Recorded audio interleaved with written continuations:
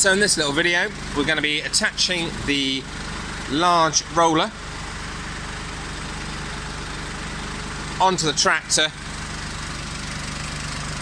by the pin just here. So the first thing to do, we're going to need to take off the ball hitch pin. Just unclip the chain, unscrew the nut from the bottom, take all that off, pop that in your box so it's nice and safe. Then we need to reverse the tractor up so the pin is going to line up nicely with the hole connector on the roller. This little block of wood, perfect size for it.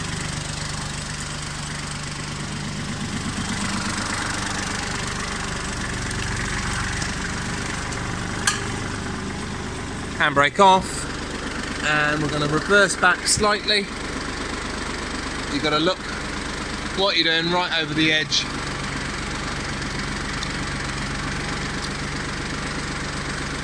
Of your tractor. Just take your time, go nice and slow so it's relatively spot on. Stick your handbrake on.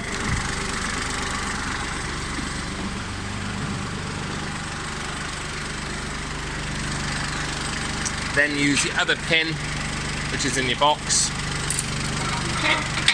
Slide it in through. Safety pin, back in the little clip underneath, clip it in place. And the little block of wood just kick out.